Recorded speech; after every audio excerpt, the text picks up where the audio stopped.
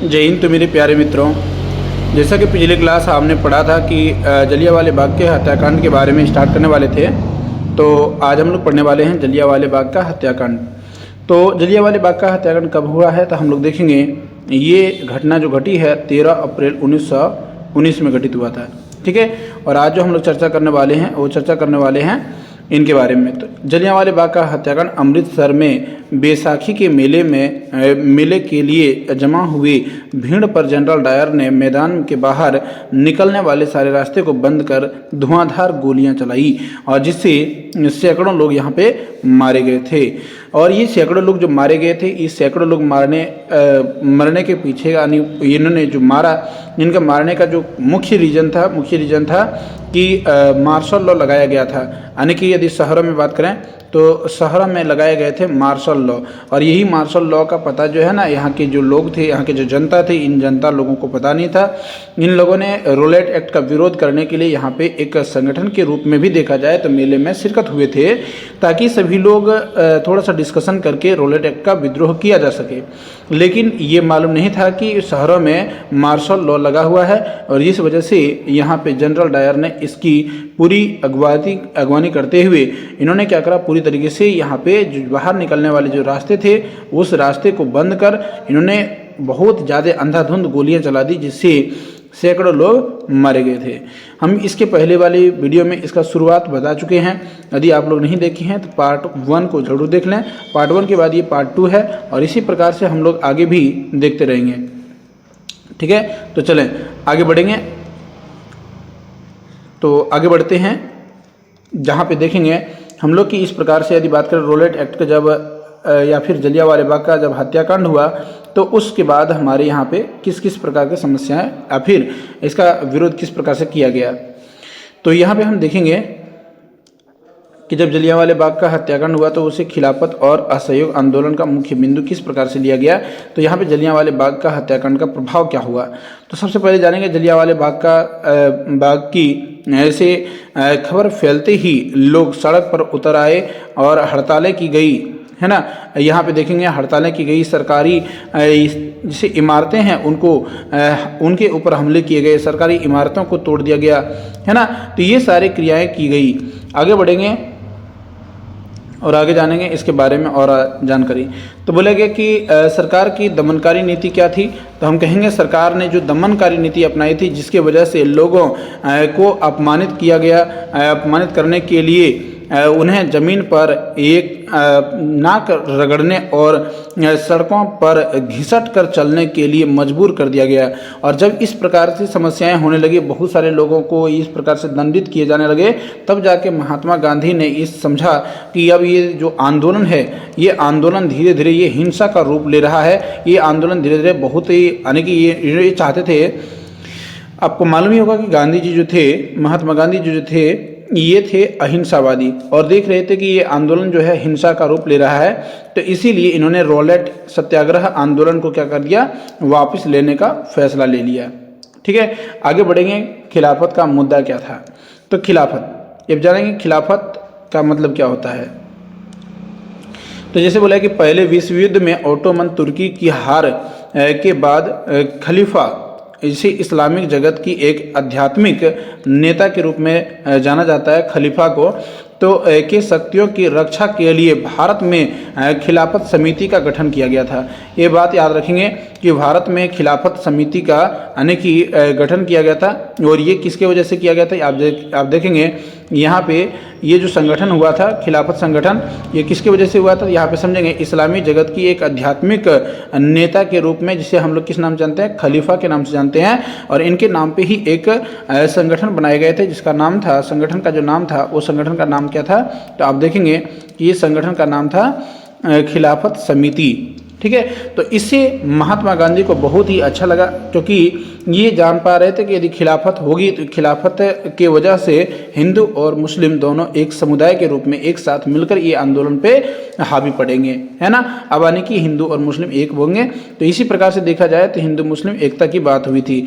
तो गांधी जी ने खिलाफत के मुद्दे को हिंदू मुस्लिम एकता का एक बड़ा अवसर माना, यानी कि इन्होंने ये समझा कि अब ये हमारा देश आज़ादी से कोई नहीं रोक सकता है, यानी हमारा देश जिसे कहें तो एक तरीके से स्वतंत्र होने से कोई मना नहीं कर सकता है, क्योंकि अब पूरे देश में पूरे लोग मिलकर एक साथ मिलकर लड़ाई करने वाले थे। तो अगला हम लोग जानेंगे कोलकाता अधिवेशन जो कि 1920 में सितंबर 1920 में हुआ था। इसके बारे में थोड़ा सा चर्चा कर लेते हैं, फिर आगे बढ़ेंगे, है ना। आगे बढ़ेंगे, क्या देखते हैं इसके बारे में और विस्तार से। तो चले, तो यहाँ पे बोला कि कांग्रेस के इस अधिवेशन में गांधी जी ने खिलाफत के समर्थन और स्वराज्य के लिए असहयोग आंदोलन की शुरुआत पर सहमति बनाई। यानी कि ये चाहते थे कि हमारा देश एकदम पूरी तरीके से स्वराज्य हो जाए। स्वराज्य मतलब तो जानते हैं खुद का राज्य, स्व मतलब होता है खुद, यानी कि स्व मतलब क्या था, खुद, और राज्य मतलब तो पूरा देश, समय बात करें राष्ट्रीय, यानी स्वराज्य की बात के लिए इन्होंने क्या करा, आंदोलन चलाया। कौन सा आंदोलन? असहयोग आंदोलन। ये असहयोग आंदोलन क्यों चलाया? यहाँ पे देखा गया कि यहाँ पे जैसे खिलाफत आंदोलन के साथ यदि असहयोग आंदोलन को मिलाकर देखा जाए, एक साथ लेके चले, तो ये सफलता मिलने की संभावना बढ़ जाएगी, है ना। तो फिर इसी प्रकार से यदि देखा जाए तो असहयोग का तर्क क्या था, एक बार फिर से देख लेंगे। तो असहयोग का तर्क था, यहाँ पे एक बार समझेंगे कि असहयोग का अर्थ क्या होगा, है कि नहीं।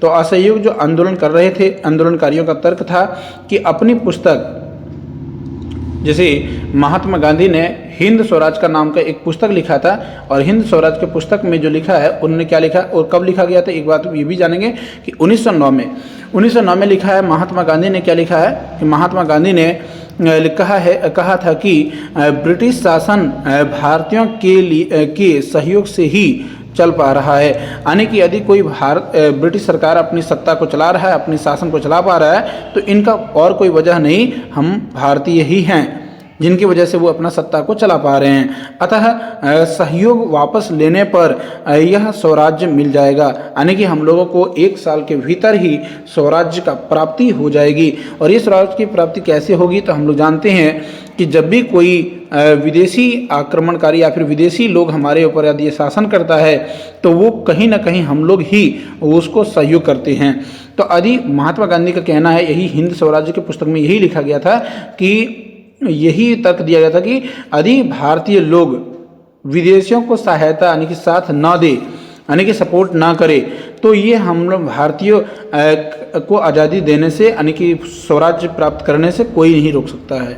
ठीक है, आगे बढ़ेंगे। तो आगे लिखा गया है कि सहयोग यानी कि असहयोग की कार्य योजना, बोले कि सरकारी जैसे पदवियां हैं, यहाँ पे एक जरा थोड़ा सा सुधार लेंगे, ये पदवियां होगी, सरकारी पदवियां, नौकरी, अन्य नौकरियां, सेना, पुलिस, अदालतें, विधायी परिषदें, स्कूल और विदेशी वस्तुओं का बहिष्कार किया गया। बहिष्कार का अर्थ यहाँ पे हम लोग जानेंगे कि बहिष्कार का अर्थ क्या होता है। तो बहिष्कार का अर्थ होता है जैसे कोई भी वस्तु का इनकार कर देना, खरीदने से मना कर देना, उसे लेने से मना कर देना, उसे मानने से मना कर देना, उसे बहिष्कार का रूप देते हैं, हम बहिष्कार कहते हैं। अब समझेंगे हम लोग नागपुर अधिवेशन। ये नागपुर अधिवेशन क्या है और कैसे हुआ था, इसके बारे में भी चर्चा करेंगे।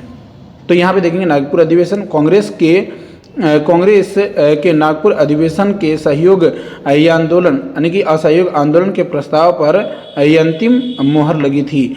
यानी कहें तो नागपुर अधिवेशन में ही, याद रखेंगे इस बात को कि नागपुर अधिवेशन में ही यह सहयोग आंदोलन पर एक मोहर लगी थी। और ये कब लगी थी, तो हम लोग देखेंगे दिसंबर 1920 में, दिसंबर 1920 में असहयोग आंदोलन पर मोहर लगी थी। आगे हम जानेंगे बहिष्कार। ये बात हम लोग कुछ देर पहले ही देखे थे कि बहिष्कार का अर्थ क्या है। तो यहाँ पे समझेंगे बहिष्कार। तो एक बात देखें तो बोला कि इसका अर्थ होता है कि किसी भी यानी किसी के साथ संपर्क रखने, जुड़ने या फिर उनकी वस्तुओं को खरीदने, इस्तेमाल करने, ऐसे पूरी तरीके से इनकार कर दिया जाता है, पूरी तरीके से मना कर दिया जाता है, तब हम क्या कहते हैं, उसको हम बहिष्कार कहते हैं। उसे हम क्या कहते हैं, बहिष्कार कहते हैं। उम्मीद है समझ में आ रहा होगा और अच्छा लग रहा होगा। और यदि इस प्रकार के नोट्स आपको चाहिए तो आप कमेंट करके नोट्स के बारे में चर्चा कर सकते हैं, नोट्स ले सकते हैं। तो आगे बढ़ेंगे। भारतीय आंदोलन के भीतर अलग अलग धारणाएं का मुख्य बिंदु क्या क्या है, यानी कि जितने भी ये जो असहयोग आंदोलन है, ये असहयोग आंदोलन हमारे भारत में जो चल रहा था, ये आंदोलन सबके लिए एक जैसा नहीं था। सबकी अवधारणाएं, सबकी आकांक्षाएं, सबकी इच्छाएं डिफरेंट थी, अलग अलग थी। तो आंदोलन की शुरुआत कहाँ से हुई और कब हुई थी?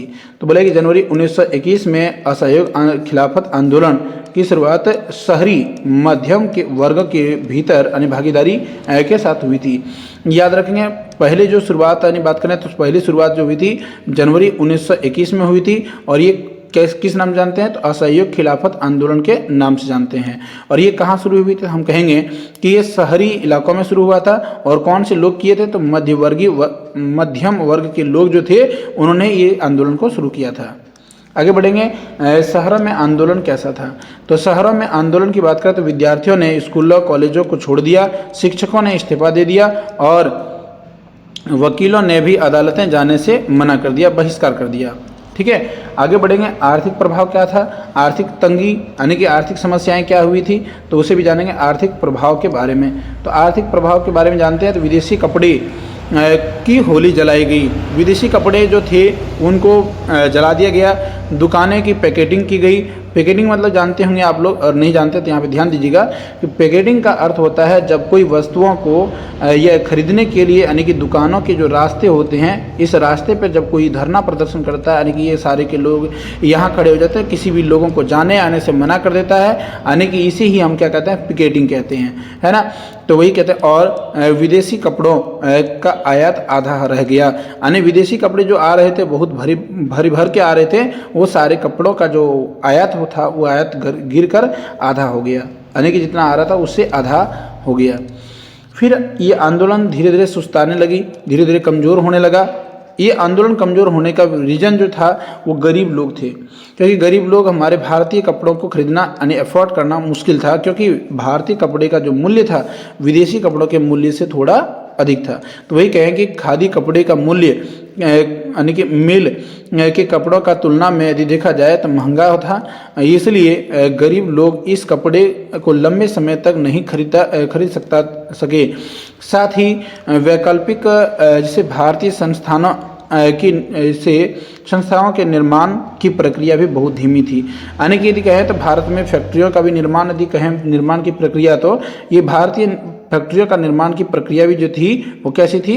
बहुत धीमी थी। और धीमी होने की वजह से व्यवसाय नहीं मिला, और व्यवसाय नहीं मिलने की वजह से अंततः उसे वापस अंग्रेजों के चंगुल में जाने पे मजबूर होना पड़ा। चलें आगे बढ़ेंगे। ग्रामीण इलाकों में विद्रोह। अब धीरे धीरे वो जो विद्रोह शहरों में मध्यवर्गीय लोगों के बीच चल रहा था, ये धीरे धीरे अवध तक पहुंच आया, और अवध के कहाँ पे? अवध के गाँवों में भी पहुंच आया। तो ये अब समझेंगे, यहाँ बाबा रामचंद्र के नेतृत्व में किसानों ने ऐसे तालुकदारों का मतलब जानते होंगे, जो जिसे एक तरीके से कहें तो साहूकार कह सकते हैं, या फिर एक तरीके से कहें कि मुंशी कह सकते हैं, यानी तालुकदारों और जमींदारों, है ना, के खिलाफ आंदोलन किया, जो किसानों से भारी लगान और ऐसे बेगार यानी बिना वेतन के काम करवाते थे, उनका विरोध किया। यानी कि इनका मतलब था कि यदि हम इस प्रकार के आंदोलन में यदि हम इस प्रकार से बातों को छेड़ेंगे तो हमें उम्मीद है कि इस सबसे छुटकारा मिल जाएगा। ये विद्रोह करने वाले कौन थे? तो बाबा रामचंद्र।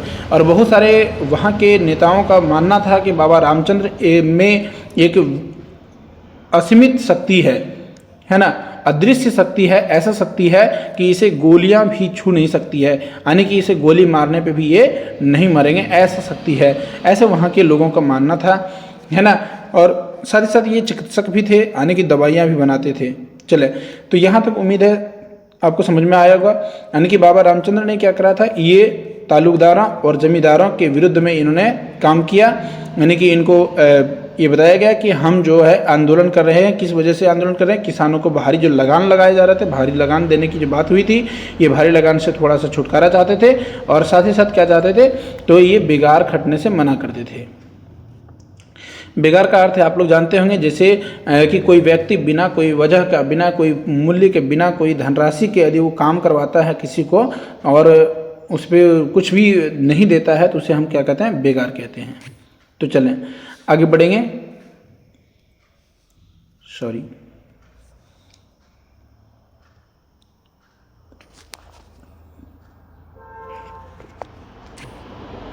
चलें अब यहाँ पे आगे बढ़ेंगे थोड़ा सा बोला कि किसानों की मांग क्या थी, यहाँ के किसानों की मांग क्या थी इसके बारे में जानते हैं। बोला है कि लगान कम करना, बेगार का उन्मूलन करना, बेगार को कम करना, बेगार को ख़त्म करना, और दमनकारी जो जमींदार होते हैं, दमनकारी जमींदारों से जिसे सामाजिक बहिष्कार करना, या फिर नाई धोबी बंद करना।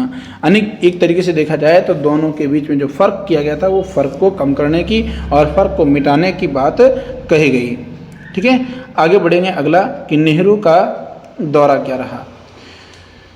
नेहरू के बारे में यदि बात करें तो जून 1920 में पंडित जवाहरलाल नेहरू ने अवध के गांवों का दौरा किया और किसानों को के दुखों को समझने का प्रयास किया। इन्होंने क्या कहा? इन्होंने कहा कि बेगार यानी कि बिना किसी परिश्रमिक का काम करना ही बेगार कहलाता है। गिरमिटिया मजदूर की बात करें तो गिरमिटिया मजदूर भी किसे कहते हैं ये जरा समझ लेंगे।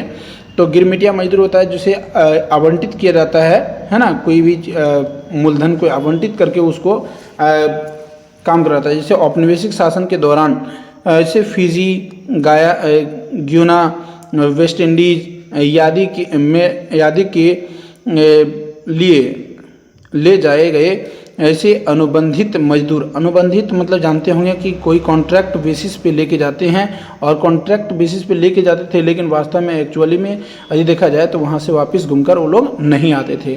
तो इन सभी लोगों को क्या कहते थे? गिरमिटिया मजदूर, या फिर एक तरीके से देखा जाए बंधुआ मजदूर भी इसे ही कहते थे। ठीक है, ये तो पिकेटिंग का अर्थ हमने समझ लिया था। पिकेटिंग का अर्थ होता है कि विरोध का एक ऐसा स्वरूप जिसमें लोग दुकान, फैक्ट्री या फिर दफ्तरों के भीतर जाने से लोगों को रोकना ही पिकेटिंग कहलाता है। ठीक है, पिकेटिंग का भी अर्थ उम्मीद है समझ में आ गया होगा। चलें फिर आगे बढ़ते हैं अगला टॉपिक की ओर। अगला टॉपिक है हमारा, तो उम्मीद है ये सारे चीज़ें समझ में आपको आ रहा होगा। तो हम लोग जानेंगे अवध किसान की सभा जो थी उसके बारे में थोड़ा सा चर्चा करते हैं, फिर आज का क्लास स्टॉप करेंगे, फिर अगला क्लास में फिर अगले वीडियो में देखेंगे। जैसे बोला कि अवध के किसान सभा में देखेंगे तो पंडित जवाहरलाल नेहरू बाबा रामचंद्र से बात करते हैं और अन्य लोगों से मिलकर अवध किसान सभा का गठन किया है।